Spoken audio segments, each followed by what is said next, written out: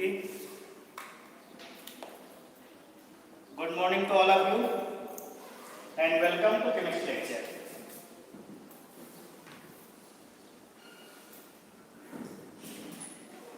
सभी लोग मजे से हैं? Okay. So in last lecture of thermodynamics we have discussed about the some basic terms of system, like what is system, types of system on the basis of wall, a boundary, and extensive and intensive property. So the most important topic was extensive and intensive property. सभी ने इसको अच्छे से पढ़ा, doubt session में से question भी कराए थे. ओके, प्रश्न और दे सकते हो, ठीक है? कुछ पॉइंट नोट कर लो. देखो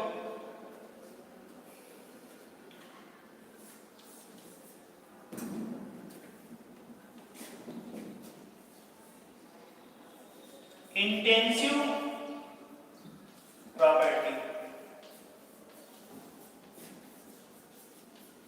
नोट कर लो.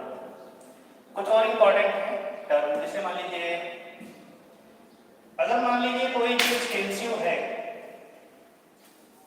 ठीक है, एक्सटेंसिव, ठीक है, उसको हम पर यूनिट लेते हैं, मतलब यूनिट से उसको हम डिवाइड करते हैं, तो ये क्या बन जाएगा? इंटेंसिव बन जाएगा. ओके, लाइक एज वॉल्यूम, ठीक है, अगर वॉल्यूम है, अगर हम इसको हमने पर मोल ले लिया, ठीक है, वॉल्यूम है पर मोल हो गया, तो वॉल्यूम तुम्हारा क्या होता है? वॉल्यूम तुम्हारा होता है एक्सटेंसिव होता है, वही है सिस्टम. एक्सटेंसिव पर एक्सटेंसिव इक्वल टू इंटेंसिव. ये डिवाइड में है, तो ये जब पर मोल ले रहे हैं, ये भी तुम्हारा क्या एक्सटेंसिव है, तो this will become intensive. Okay, okay, बताइए. गिव्स फ्री एनर्जी पर मोल. ये एक्सटेंसिव प्रॉपर्टी का इंटेंसिव है, दिस इज इंटेंसिव. आप लोग एनर्जी का नाम सुनते ही एक्सटेंसिव में अप्लाई कीजिएगा. ओके, तो वही अप्लाई हो रहा है एक्सटेंसिव पर यूनिट, ठीक है, कोई भी यूनिट ले सकते हैं, यूनिट वॉल्यूम ले सकते हैं, यूनिट मोल ले सकते हैं, या फिर जो तुमको लास्ट फॉर्म में बताया था ना, क्या बताया था लास्ट में कि इंटेंसिव क्या होता है? Extensive upon extensive.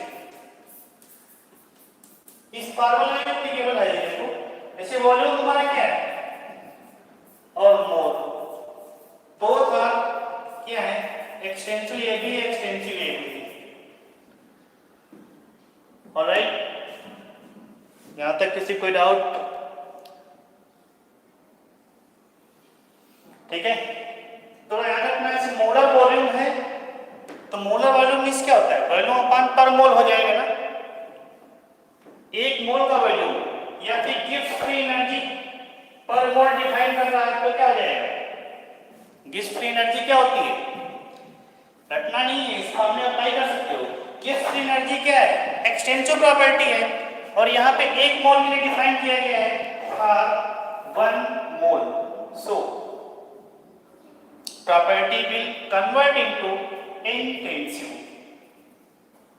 ऑलराइट, कुछ और नोट कर लो यहाँ पे, इसको नोट कर लो सब लोग. इतना क्लियर है ना कि पर यूनिट या पर मोल या पर वॉल्यूम कोई भी डिफाइन करेगा तो वहां पे क्या हो जाएगा? इंटेंसिव आएगा. ओके, आप लोग कमेंट करते रहिए, ठीक है, जो भी समझ में नहीं आ रहा, वॉइस क्लियर है, वीडियो लेक्चर जो भी है दिख नहीं रहा है, या फिर समझ में नहीं आ रहा, anything you can comment me. Okay, next point इसमें नोट कर लो कि एक्सटेंसिव प्रॉपर्टी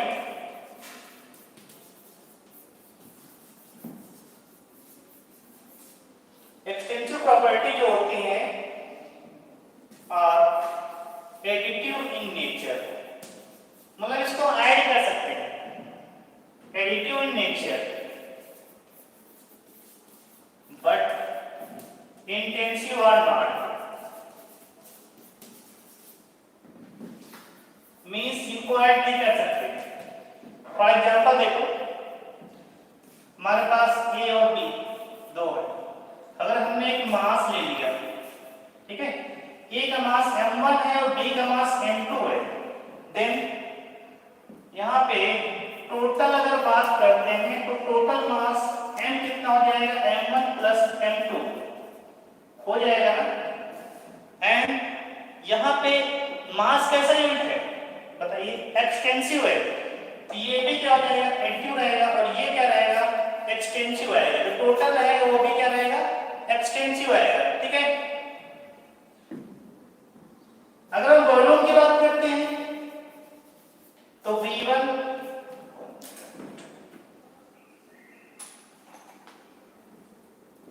और V2 है, क्योंकि फाइनल वैल्यू हमारे पास V1 प्लस V2 है, तो ये फाइनल वैल्यू आएगा वो कैसा आएगा, एक्सटेंसिव आएगा, क्योंकि वैल्यू दोनों ही कैसे इंटेंसिव है,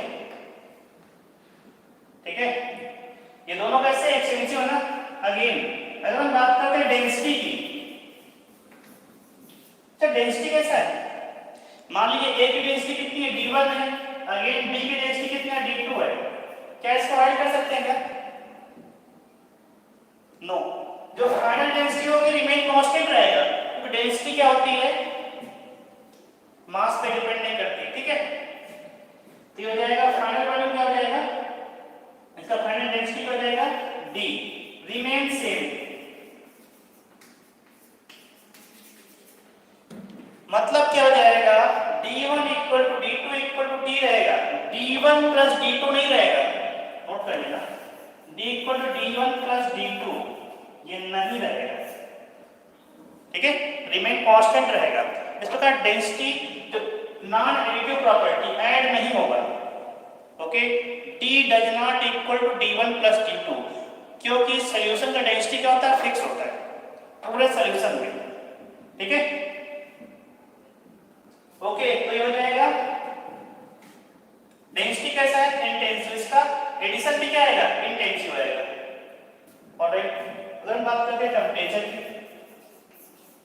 T1 और T2, ए का टेंपरेचर T1 है और बी का T2 है, ठीक है। तो ये फाइनल टेंपरेचर जो होगा दोनों ऐड हो जाएगा, जैसे तो रिमेन सेम रहेगा, ओके, नोट कर लेना कि density temperature they are the intensive property and does not follow the additive property and remain constant. ये थोड़ा बेसिक आइडिया था, किसी कोई डाउट है,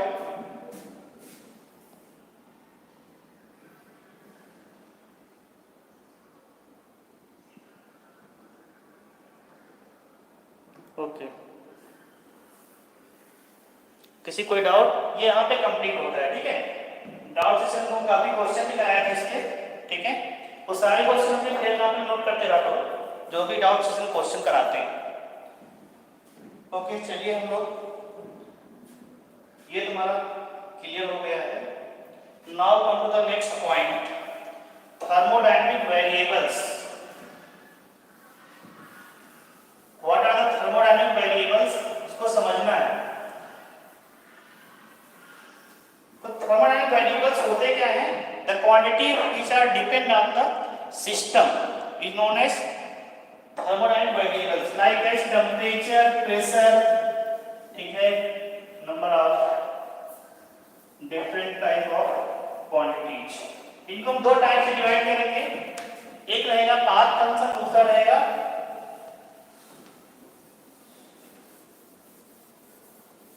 चलिए थोड़ा सा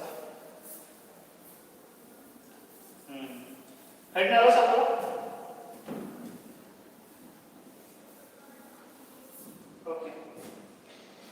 heading our thermodynamic variables।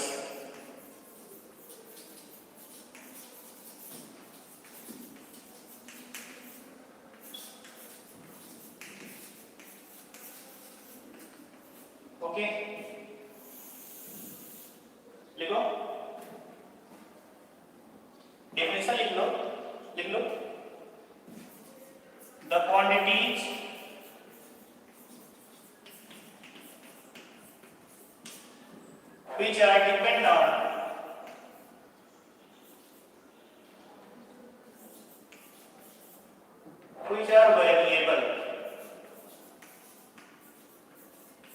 with respect to system, simple सा लैंग्वेज लिख लो, ठीक है। आर नोन एज क्या हो जाएगा, थर्मोडायनेमिक वेरिएबल।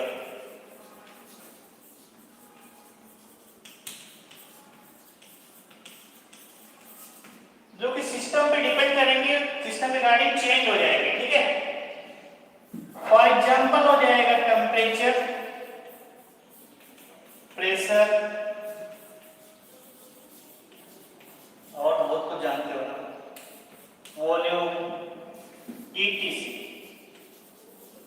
ओके, इनको कैटेगराइज किया गया है, इन टू टाइप कैटेगराइज किया गया है, ठीक है।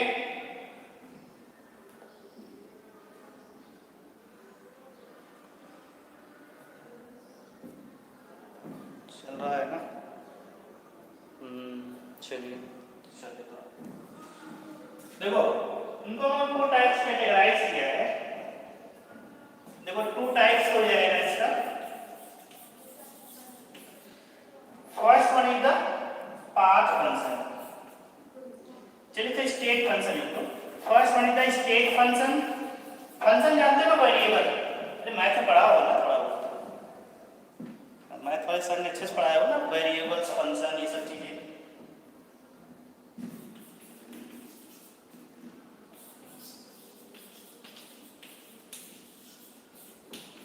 ओके, तो स्टेट फंक्शन क्या होते हैं, which are depend on the initial and final state of the system, उनको बोलते हैं स्टेट फंक्शन। और दूसरा होता है path function, which are depend on the path followed by the system, ठीक है। वो इनिशियल और फाइनल स्टेट पे डिपेंड नहीं करेंगे। तो स्टेट फंक्शन हमारे क्या होते हैं, लिख लो।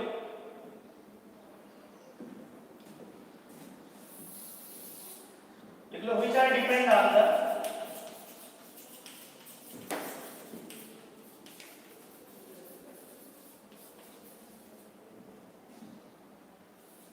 state, depend on the initial and final state, ऐसे initial and final state of the system। Okay, किस पे डिपेंड करेंगे, इनिशियल और फाइनल स्टेट पे डिपेंड करेंगे। उन्हें बोलते हैं हम लोग स्टेट फंक्शन बोलते हैं, ठीक है। एग्जांपल लिख लो, जैसे एंट्रोपी हो गया, ठीक है, एंथैल्पी हो गया, ठीक है, टेम्परेचर हो गया और प्रेशर हो गया, ठीक है, ईटीसी, बहुत सारे। अब थोड़ा सा नोट कर लेना।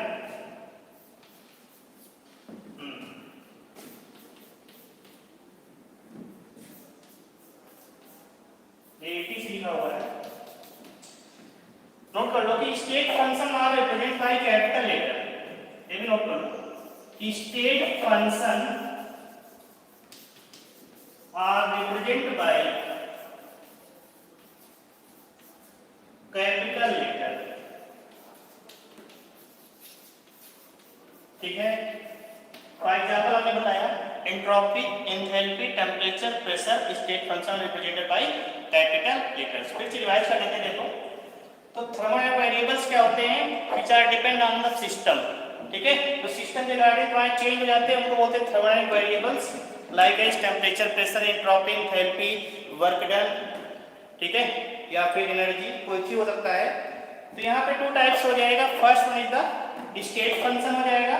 स्टेट फंक्शन क्या होते हैं, वो which are depend on the system's initial and final state, okay, like as entropy, enthalpy, temperature, pressure. इनको रिप्रेजेंट करने के लिए कैपिटल लेटर का यूज करेंगे। किसका, कैपिटल लेटर। जैसे एंट्रोपी को हम लोग कैपिटल लेटर एस से नोट किया, दिख रहा है। अपना बड़कू एस। ओके, एंथैल्पी क्या हो जाएगा? कैपिटल एच होता है, टेम्परेचर तो जानते हो कैपिटल टी होता है, स्मॉल टी विदाउट हम टाइम को रिप्रेजेंट करते हैं, ठीक है। प्रेशर क्या होता है? कैपिटल पी होता है, और स्मॉल पी से हम लोग पार्शियल प्रेशर रिप्रेजेंट करते हैं।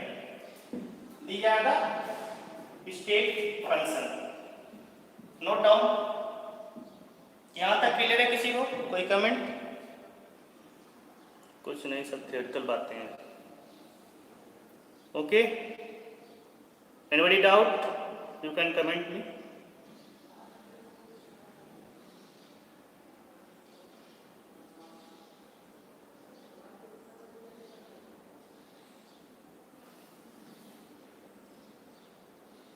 चलिए, ओके, इसको रफ कर देते हैं।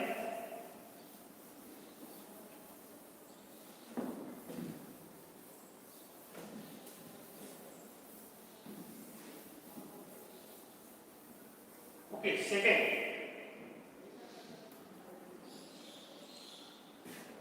ठीक है, इसमें बहुत सारे आएंगे, ठीक है, इंटरनल एनर्जी वगैरह सब आएगा, लेकिन लिख सकते हो इंटरनल एनर्जी। अभी पढ़ाएंगे क्या होता है इंटरनल एनर्जी, क्या होता है? यू होता है, ठीक है, या फिर कैपिटल ई होता है। सेकेंड को मेरा पाथ फंक्शन। पाथ फंक्शन क्या हो जाएगा? The variables will depend on the path followed by the system. The variables which depend on path followed by the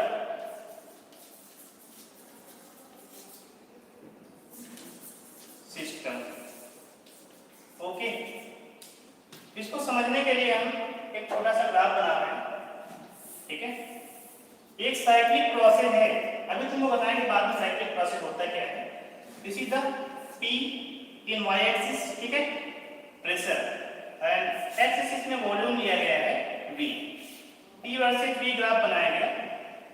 एक साइक्लिक प्रोसेस है A और B के बीच, ठीक है। यहां से एक साइकिल, यहां से भी B, और ठीक है, देखो A से B जाने के इधर से गए, ठीक है, और इधर से गए, ये दोनों जाने के, मान ली इधर से गए तो 1 नंबर पाथ, और इधर से गए तो हम लोग 2 नंबर पाथ हो गया, और वापस मान लीजिए किधर से आए, ठीक है। चलिए इसको रिटर्निंग पाथ में, ये 2 नंबर है, और जो इधर ये है लास्ट में ये वाला, इट आल्सो द 3 नंबर। ये एरो क्या डिफाइन कर रहा है? इनकमिंग, ये क्या है? आउटगोइंग। ओके, यहाँ पे 2 साइकिल है, अभी बताएंगे साइक्लिक प्रोसेस बात, थोड़ा समझ लो। तो देखो जो A और B, these are the state, ठीक है, यहाँ पे A और B के स्टेट हैं, और ये जो path, this are the path, यहाँ से A से B जाने के एक रास्ता है, 1 नंबर आने के 2 रास्ते हैं, 2 से भी आ सकता है A पे, और 3 पे आ सकता है। साइक्लिक प्रोसेस क्या होता है? एक साइकिल मतलब होता है जाने का फिर वापस आने का, एक साइकिल कंप्लीट होता है।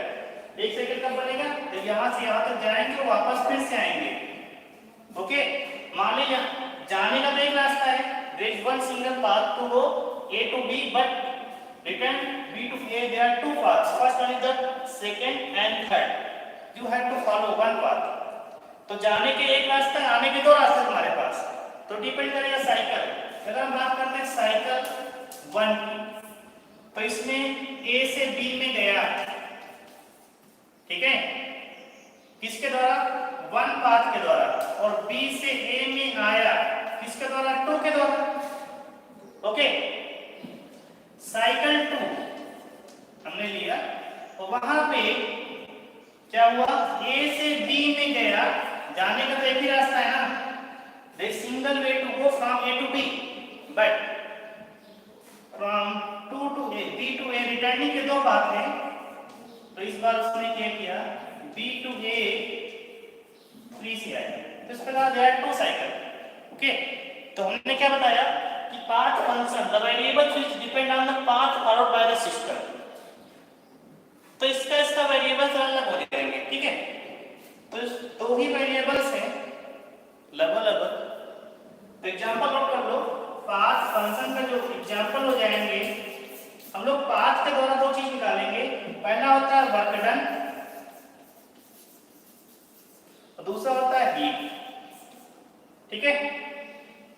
तो स्टेट समझ में, ए और बी स्टेट है, और जो ये रास्ता है पाथ फंक्शन आएंगे, और पाथ फॉलो कौन करेगा, वर्क डन और हीट। अच्छा, वर्क डन को रिप्रेजेंट करने के लिए स्मॉल w यूज करेंगे, ठीक है। तो नोट कर लो कि यहाँ पे path function are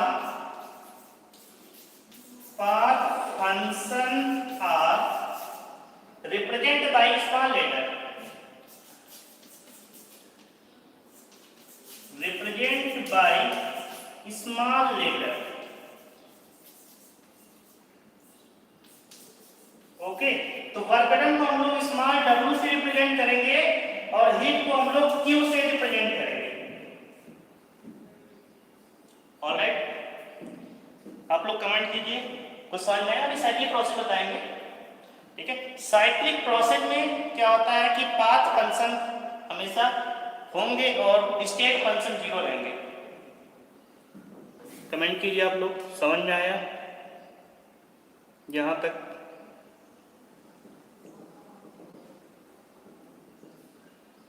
fast comment कीजिए आप लोग जल्दी से। किसी कोई प्रॉब्लम, रिपीट करना है कि नहीं करना है?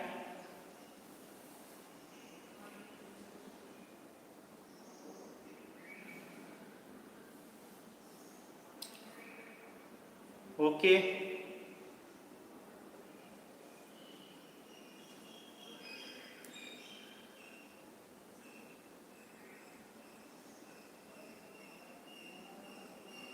ओके। तो पाथ फंक्शन के एग्जांपल क्या हो जाएंगे, दो ही रहेंगे, ठीक है। क्योंकि पाथ पर वर्क डन डिपेंड करेगा। पाथ होता क्या है, वर्क डन क्या होता है, इस टोटल एरिया, एरिया निकालना तुमको मैथ में सिखाया जाता है, ठीक है। तो वर्क डन क्या होता है, एरिया कवर्ड बाय स्टेट। दो स्टेट है ना, इनको एरिया के निकालने के वही तुम्हारा हो जाएगा तो वर्क डन। चलिए, वो तुम्हारा यही तो तुम्हारा क्या लगता है, कहाँ से कैलकुलेट करेंगे इसको, मैथ के यहाँ पे कैलकुलेशन हम लोग स्टार्ट करेंगे कहाँ से, याद नहीं आ रहा, तो मैथ भूल गया तो बेइज्जती वाली बात हो गई। ये एरिया निकालने के लिए तुम्हारा क्या है,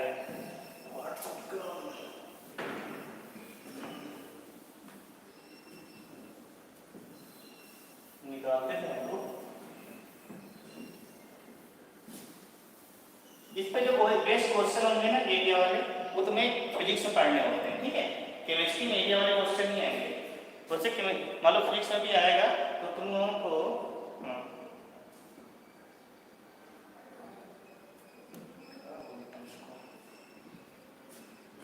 ये वाला साइन नहीं खोलता है, ठीक है।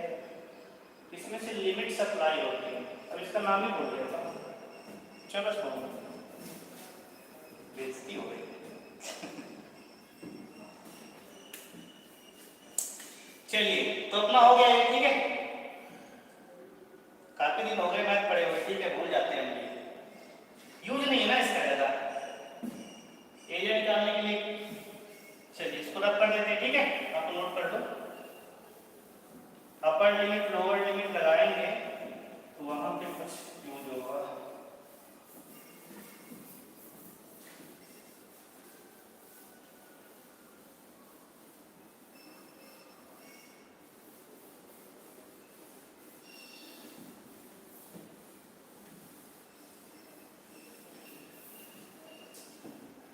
Okay, now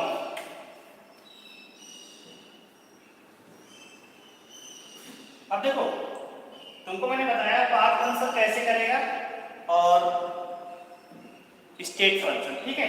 now come to the thermodynamic process, thermodynamic process, okay. तो थर्मोडायनेमिक प्रोसेस कितनी होती है? There are 4 thermodynamic process. First one is the, बताइए, isothermal, adiabatic, isochoric, isobaric. There are 4 thermodynamic process, okay. तो लिख लो, इसका लिखना है क्या? लिख लो, when a system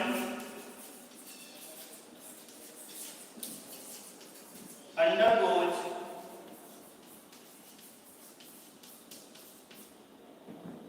from one state, ठीक है, from one state to another state,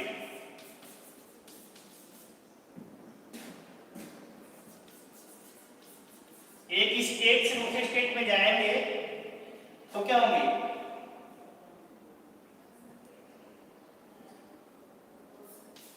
thermo dynamic process is carried out.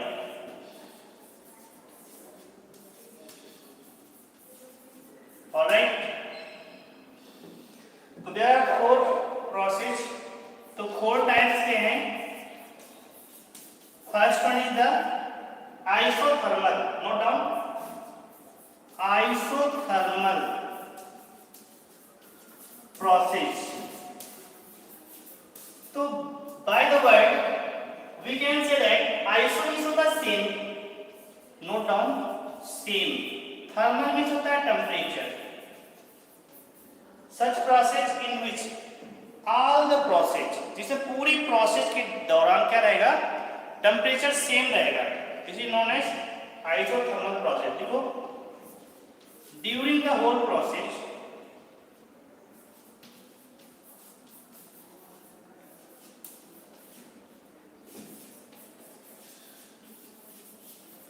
temperature is constant, constant means होता है remain same, ओके। पॉइंट समझ में आया ना?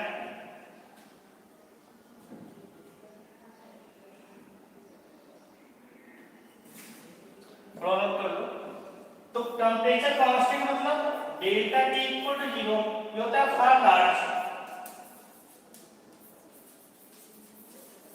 लेकिन d T equal to 0, d by d s पढ़ा होगा ना, वही है। डी टी जब भी आएगा या फिर डी क्यू आएगा, मतलब डी वर्ड लगाने के बाद स्मॉल चेंज होता है, और स्मॉल चेंज और large change, small change, okay. मैंने पढ़ा हुआ D two by d S calculus, ठीक है। कैलकुलस की हम लोग बात कर रहे हैं, लिखो, हीट कैन बी एक्सचेंज, इसमें क्या होगा? हीट कैन बी एक्सचेंज, ठीक है, इनटू और आउट ऑफ द सिस्टम। अच्छा, हीट को एक्सचेंज करके हम लोग क्या करेंगे? टेम्परेचर कांस्टेंट करेंगे। मान सिस्टम की टेम्परेचर बढ़ गया, उसको कांस्टेंट रखने के लिए क्या करेंगे? हीट को बाहर करेंगे। मान लीजिए सिस्टम का टेम्परेचर कम हो गया और टेम्परेचर कांस्टेंट रखना है, तो हीट क्या करेंगे? एब्जॉर्ब करेंगे। इसलिए इसको हम लोग यहाँ पे अगर हीट कैन बी एक्सचेंज कर सकते हैं इनटू और out of the system. System के इन हो सकते हैं, सिस्टम के आउट भी जा सकती है। ऑलराइट, पॉइंट इज क्लियर, ठीक है। नोट डाउन करते रहो, किसी को डाउट पूछते रहना, चल रहा है कि नहीं। चलिए देखो, फॉर आइडियल गैस, नोट कर लो,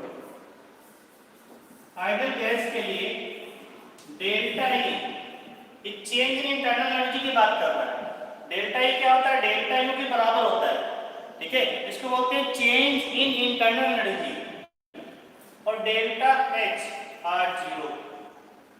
ठीक है, डेल्टा एच क्या होता है, चेंज इन एंथैल्पी होता है, दोनों क्या रहेंगे, जीरो रहेंगे। इसको नोट डाउन कर लो, this was the first isothermal process. ठीक है,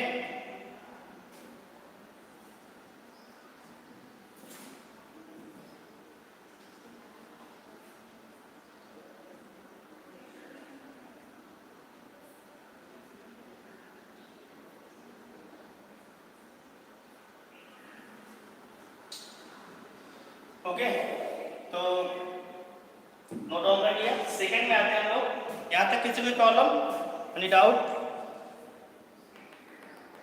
ओके, सो सेकंड में आते हैं हम लोग, आइसोथर्मल के बाद आता है एडियाबैटिक। अच्छा, adiabatic process, first of all what is the adiabatic? Adiabatic का बेसिक मीन्स होता है no exchange of heat and matter. ठीक है, no exchange of heat and matter, उसे बोलते हैं एडियाबैटिक प्रोसेस। एडियाबैटिक प्रोसेस के लिए Q की वैल्यू क्या होती है, जीरो रहेगा, no exchange of heat and matter. इसको नहीं आता तो बताया था, तो लिख लो, during the whole process, during the whole process क्या रहेगा, Q मतलब हीट इज कांस्टेंट। मतलब क्या हो जाएगा कि डेल्टा H की वैल्यू जीरो रहेगी, या गलत, डेल्टा Q की वैल्यू जीरो रहेगी, या फिर dQ की value zero. This is the for large change and this for the small change. Okay, adiabatic process का बेसिक मीन्स होता है no exchange of heat and matter of the system. तो यहाँ पे हीट इज कांस्टेंट, मतलब during process क्या रहेगी, heat constant, और डेल्टा Q की वैल्यू क्या रहेगी, जीरो रहेगी फॉर लार्ज सिस्टम के लिए। ठीक है, स्मॉल के लिए dQ की वैल्यू जीरो रहेगी। dQ क्या रिप्रेजेंट कर रहा है, स्मॉल चेंज की बात कर रहा है, और डेल्टा Q क्या रिप्रेजेंट कर रहा है, लार्ज चेंज की बात कर रहा है। Okay, anybody doubt?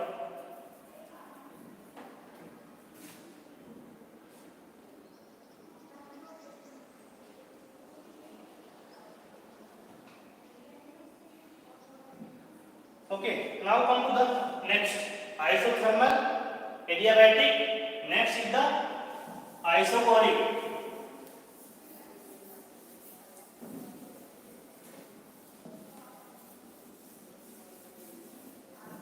Next is the isochoric.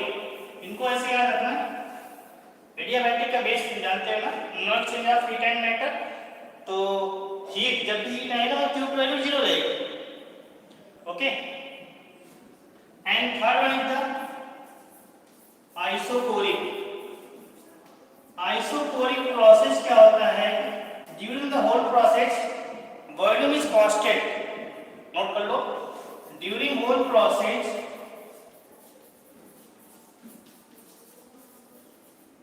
Volume क्या रहेगा, volume is constant. System value लिख लेना, कोई समस्या नहीं। अरे तो डेल्टा V की वैल्यू कितनी, जीरो आ जाएगी, मतलब चेंज इन वॉल्यूम जीरो रहेगा, या फिर dV की वैल्यू जीरो रहेगी। This is the for large change, this is the for small. Okay, alright, ठीक है। अच्छा बताइए, अब वॉल्यूम तुम्हारा क्या रहेगा, जब कांस्टेंट रहेगा तो वॉल्यूम कांस्टेंट होने के लिए क्या करोगे, ओपन सिस्टम है, क्लोज सिस्टम रहेगा। Can you explain anybody? Isochoric process में सिस्टम विल बी ओपन और क्लोज, तुमको वॉल्यूम को कांस्टेंट रखना है।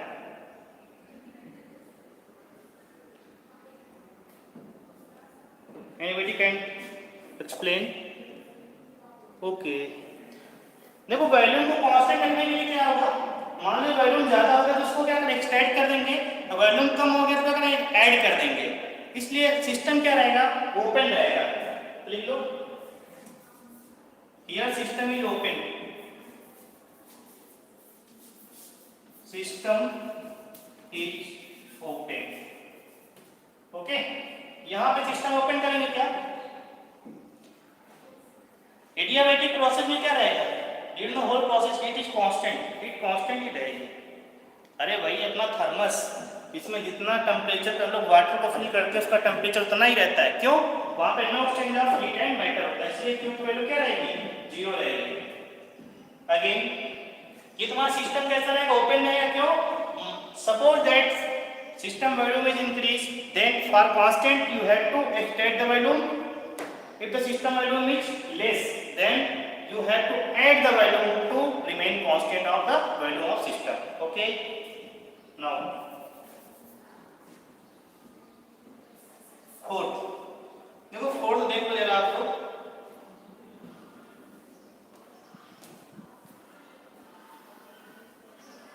चलो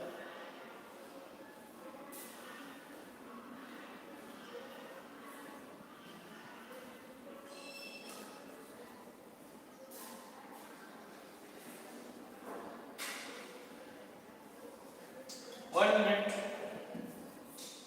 आइसोकोरिक होते हैं ना, तो आइसोबैरिक देखो,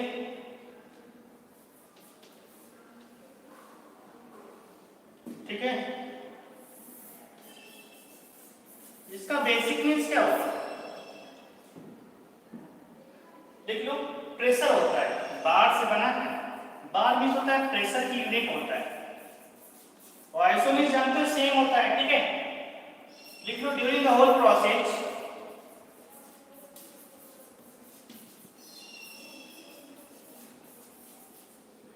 pressure of system is constant. Okay,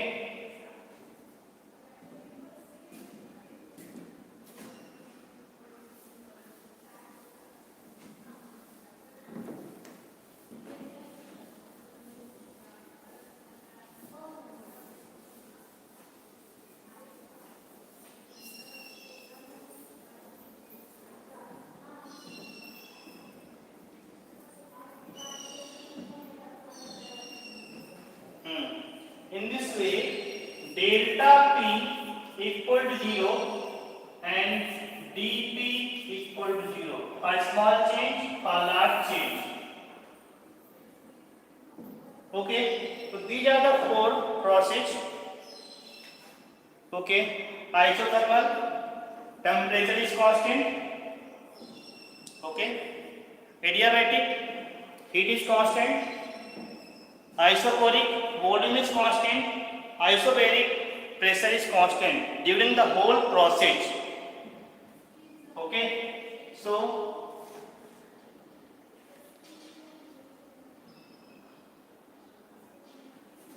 एक ग्राफ बनाते हैं,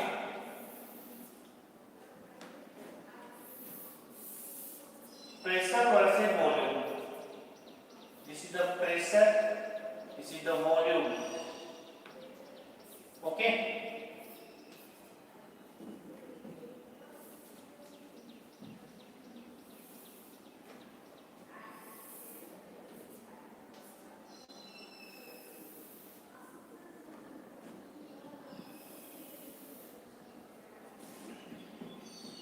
okay,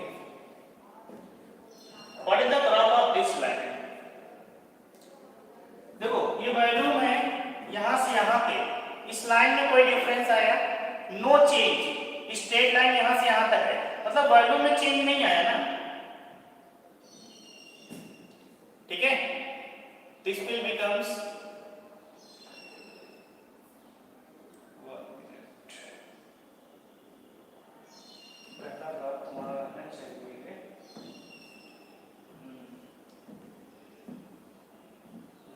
देखो देखो फिर से देखो, वॉल्यूम में चेंज हुआ, ये मान लीजिए V1 पॉइंट पे है तो यहां से V2 पॉइंट पे आ गया इन दिस रिस्पेक्ट, तो तो वॉल्यूम में चेंज हो रहा है, ठीक है। लेकिन क्या है, प्रेशर कांस्टेंट है। प्रेशर देखो क्या है, ये P पे ऊपर नीचे नहीं गया, नहीं गया ना, तो आइसोबैरिक हो जाएगा। Okay, now with respect to this line becomes isoporic। क्यों? अब बताइए ऐसा क्यों कि वॉल्यूम V है, मान लीजिए V1, इसके रिस्पेक्ट में कोई चेंज हो रहा है क्या? देयर इज नो चेंज, ये कांस्टेंट है, इसलिए आइसोपोरिक हो जाएगा। और PV के ग्राफ से क्या होता है, आइसोथर्मल ग्राफ बनेगा। This becomes isothermal. And in last नीचे वाला क्या बनेगा, adiabatic. Okay, for this note down कर लो इसको।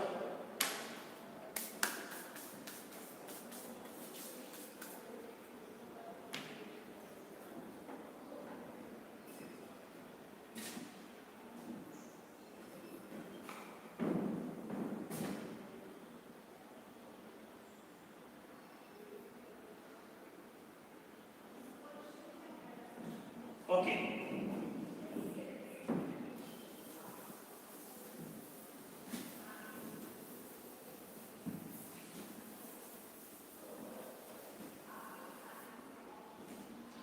तो I have completed the thermodynamic variables, thermodynamic process. Okay, now come to the cyclic process। अब देखो cyclic process होती क्या है।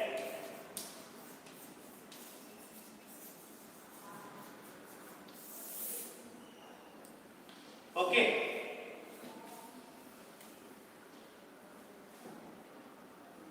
लिखो when a system, देखो साइक्लिक प्रोसेस क्या होता है, एक साइकिल होता है जैसे, ठीक है। जैसे हम यहाँ से चले और वहां से चक्कर लगा के फिर ऐसे ऐसे अपने इनिशियल पॉइंट पे आ गए, what is this, is the एक प्रोसेस हुआ ना। हम यहाँ से तो गए, यहाँ तक गए, वापस फिर से उसी पॉइंट पे आ गए। तो यहाँ पर भी सिस्टम भी होता है। सिस्टम क्या होता है, डिफरेंट प्रोसेस के द्वारा, ठीक है, अपने इनिशियल पॉइंट पे फिर से अगर रिटर्न होके आ जाता है, then process is the cyclic in nature. इसको थोड़ा सा डेफिनेशन लिख लो। लिखो when a system undergoes different process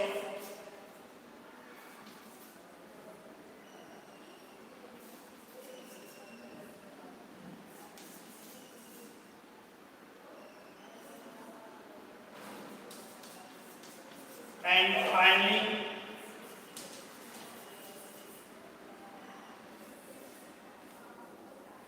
return into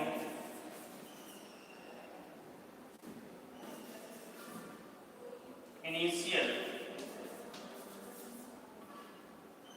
ठीक है, स्टेट। जहां से चला था वहीं पे वापस आ जाना।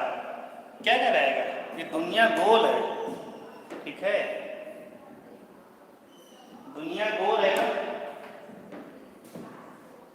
उसी को ध्यान में रखते हुए साइक्लिक प्रोसेस बनाया गया है, ठीक है।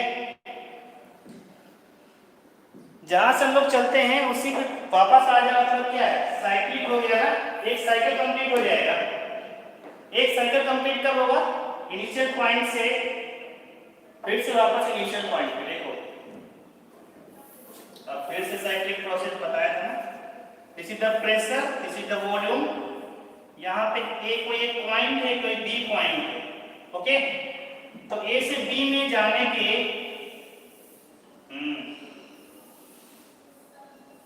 ओके, तो ये क्या है, these are the path,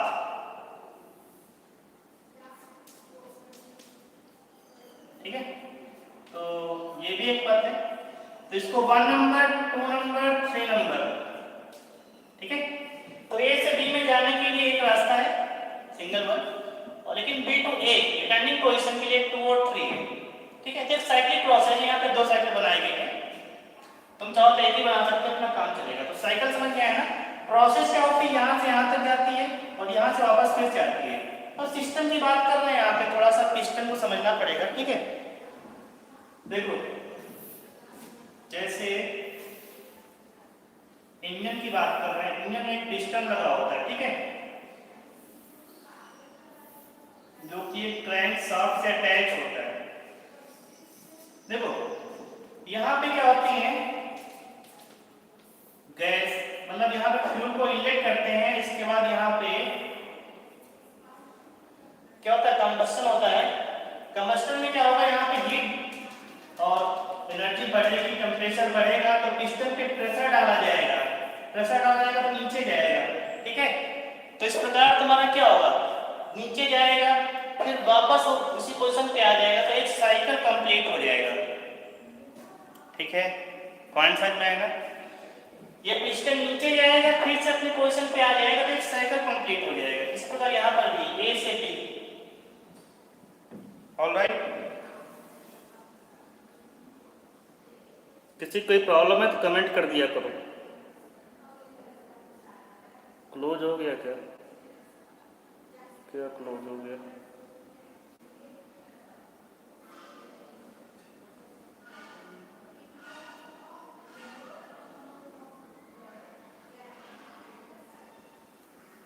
okay चलिए, अब देखो साइक्लिक प्रोसेस में जो स्टेट फंक्शन होते हैं, ठीक है, देख लो in cyclic process state function, जितने पूरा स्टेट फंक्शन है ऑल आर जीरो, ठीक है।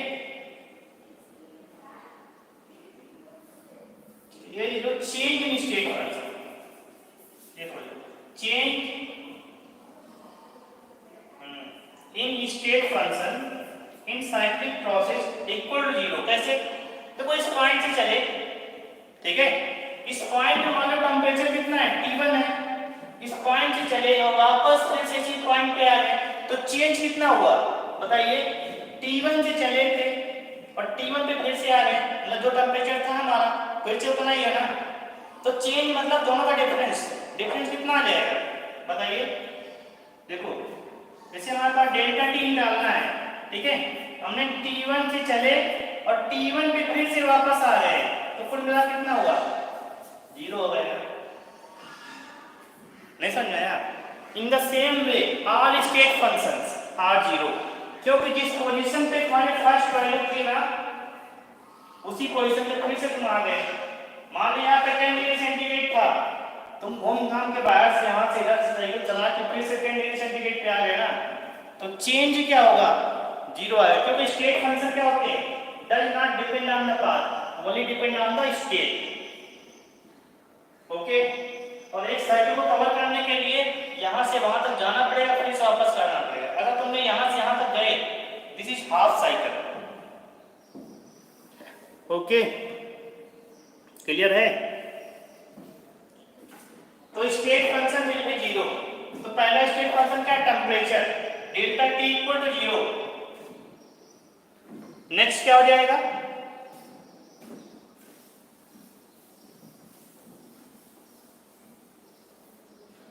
लिख लो डेल्टा जी, ये एनर्जी जीरो रहेगा, delta T change in pressure zero रहेगा, डेल्टा एच जीरो रहेगा।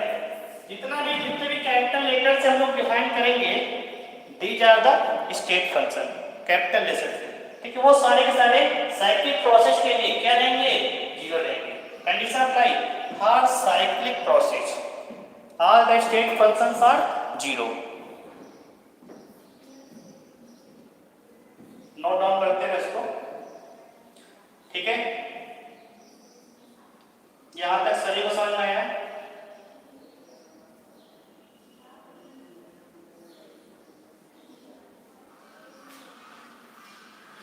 ओके, एक नया टर्म है इसमें, नोट डाउन कर लिया होगा, समझे इसको, नोट करके रब करना है। लिखो इंटरनल एनर्जी, इसको हम लोग यू, कैपिटल यू या फिर कैपिटल ई से डिफाइन करेंगे।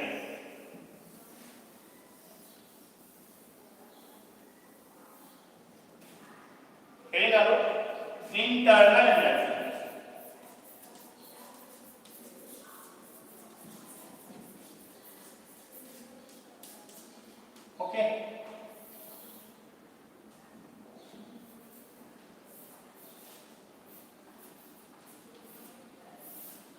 ठीक है। कैपिटल यू या फिर कैपिटल ई से डिफाइन करेंगे।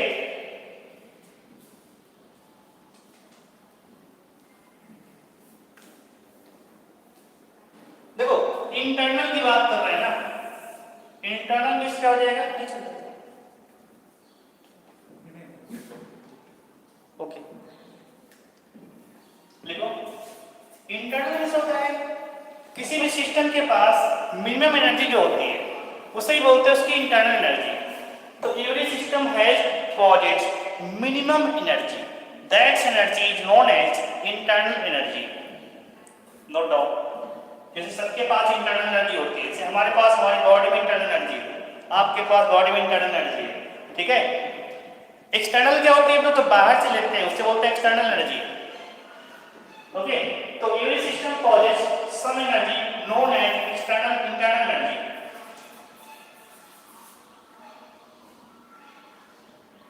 Every system possesses some energy known as internal energy, ठीक है। अब देखो, अब बात हो रही है सिस्टम की। सिस्टम में कुछ भी जो एनर्जी है तुम्हारे पास उसे क्या बोलेंगे, इंटरनल एनर्जी कहेंगे, ठीक है। अब इंटरनल एनर्जी को कैलकुलेट करना बड़ा टफ है, क्यों? क्योंकि इसमें बहुत सारी चीजें कैलकुलेट होती हैं, इसलिए हम लोग उसका चेंज इन इंटरनल एनर्जी निकालते हैं। देखो अच्छा समझ लो, इंटरनल एनर्जी दो टाइप की होती है, मतलब दो एनर्जी से मिलकर बनी इंटरनल एनर्जी। इसको हम लोग आई ई से बात करेंगे। तो दो एनर्जी होती है, पहला होता है काइनेटिक एनर्जी, नाम तो सुना ही होगा, हाफ mv², थोड़ा फिजिक्स हमने पढ़ा था बचपन में। इसके बाद पोटेंशियल एनर्जी,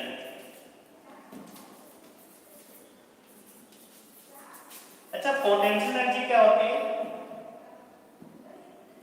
पोटेंशियल एनर्जी क्या होती है?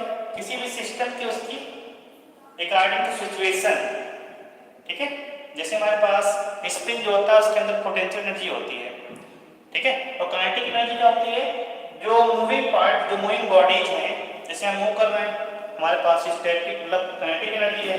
हम चुपचाप खड़े हो गए तो हमारे पास स्टैटिक एनर्जी आ जाएगी, मतलब उससे होते हैं पोटेंशियल एनर्जी बोलते हैं, ठीक है। दोनों का सम कर दो तो क्या बन जाएगा? इंटरनल एनर्जी बन जाएगा। पॉइंट क्लियर है? अब देखो काइनेटिक एनर्जी कितनी होती है? काइनेटिक एनर्जी होती है ट्रांसलेशनल। देखो तुम्हारी जो बॉडी, जो मूविंग पार्ट होता है ना, तुमने पढ़ा होगा, ठीक है, पढ़ा होगा, ठीक है।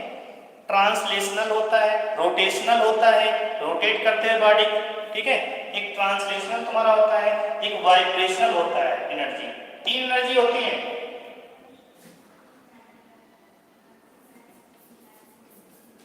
ट्रांसलेशनल, ठीक है, vibrational, vibration,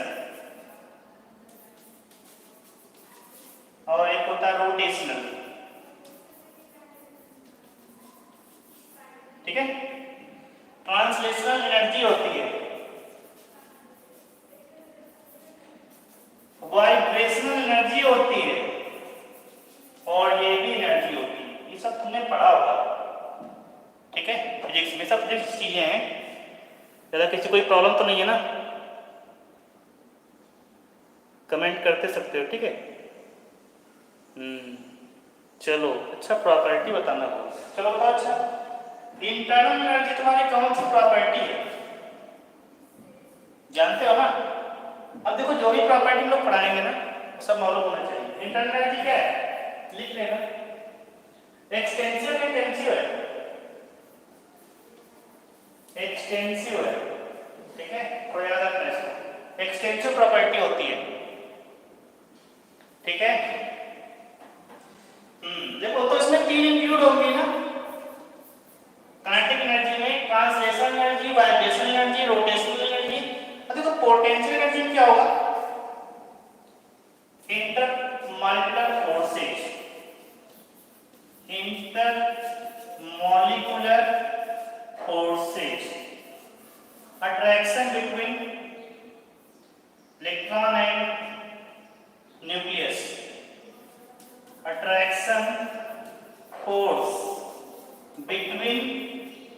electron and nucleus, बहुत सारी चीजें इसमें आ जाएंगी, ठीक है।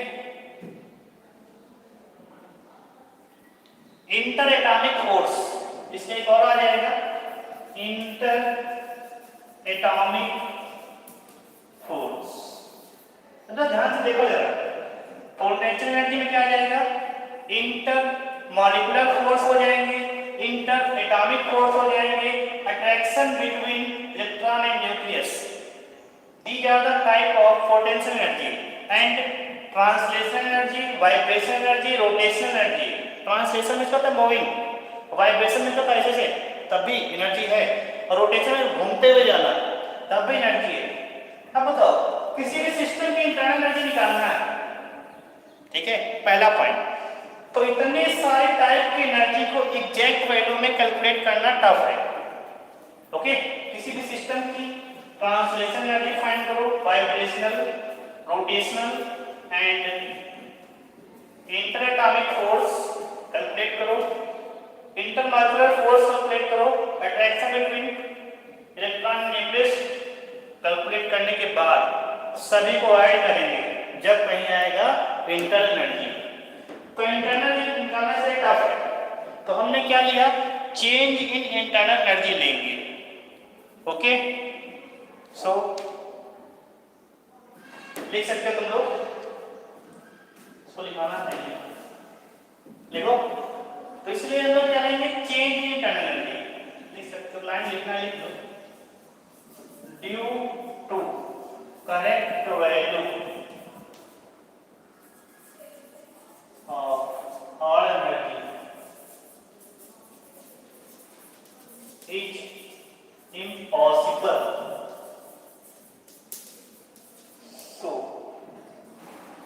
We calculate, क्या कैलकुलेट करेंगे, so we calculate change in internal energy।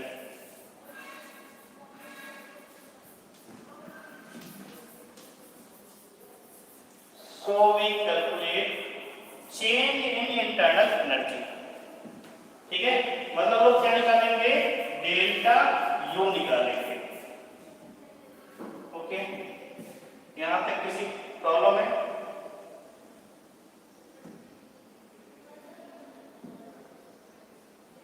ठीक है।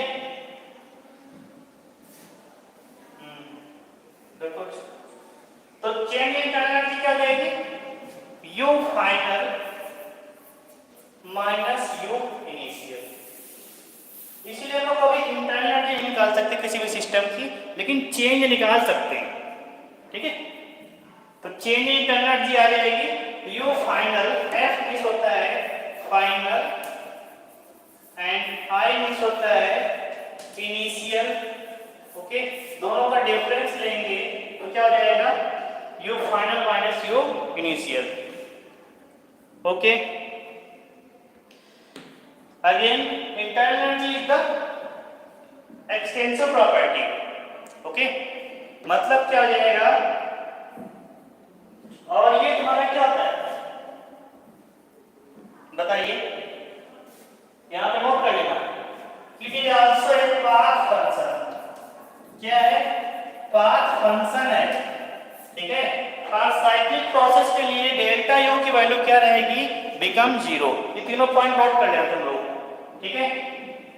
इसको रब करते हैं,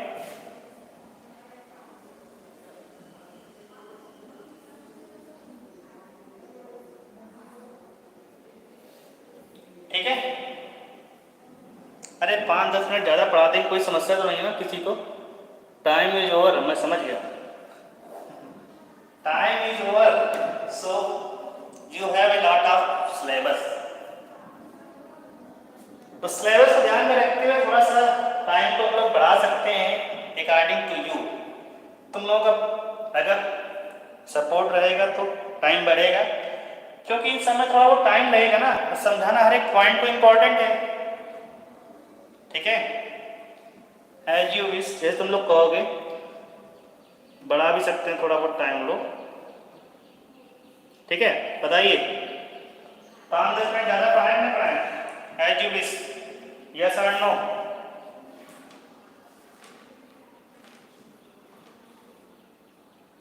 कोई कमेंट किया?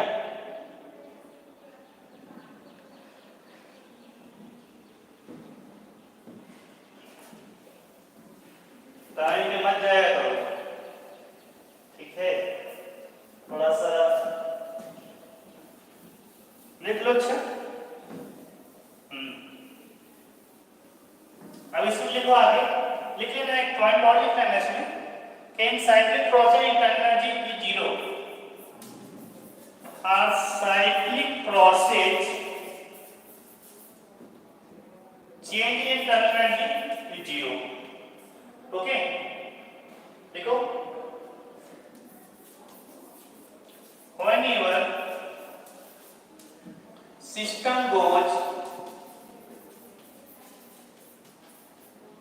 from one state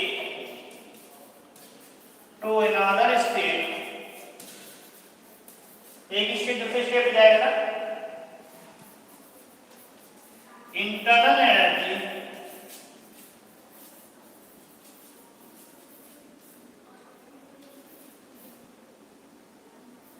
may be increase or decrease, increase or decrease, and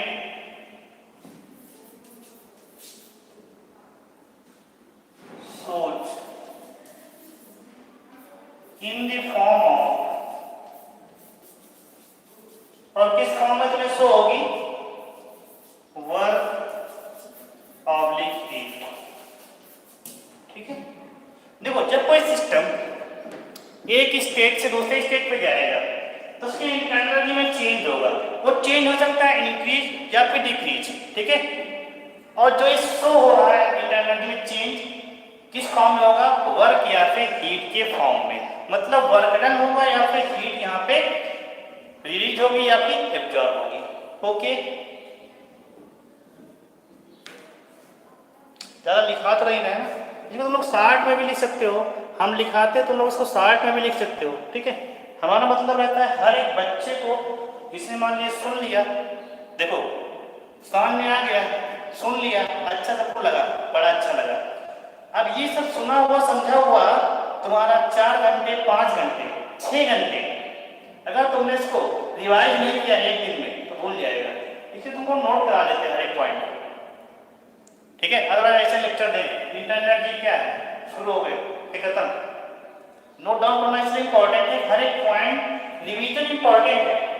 यहाँ पे हर एक पॉइंट समझ में आ जाएगा, मैं एक्सप्लेन भी कर देंगे। घर जाके आते 75% बचेगा, 2 घंटे के बाद 50%, 24 आवर्स के बाद 25% बचता है। ये तुम्हारी मेमोरी का कॉन्सेप्ट होता है। ठीक है, और 1 हफ्ते बाद 10%, 2 हफ्ते बाद सब खत्म। इसे रिवीजन इज मस्ट, 24 आवर्स के अंदर एक बार रिवीजन करना चाहिए। ओके, ये थोड़ा इंपॉर्टेंट है। ठीक है, चलिए अब इतना ही याद रखो। ठीक है, वर्क और एनर्जी हीट कल हम लोग स्टार्ट करेंगे, तो आप लोग रिवीजन जरूर कीजिएगा। इसलिए हम हर एक पॉइंट को लिखाते हैं, यही मेन रीजन है। क्योंकि मान लो तुमने 6 महीने बाद रिवीजन किया, ठीक है, उस समय जो हमने बताया था वो सारा कुछ याद नहीं आ सकता। तो यहाँ पर अगर पॉइंट नोट रहेगा तो रिवीजन कर सकते हो A to Z।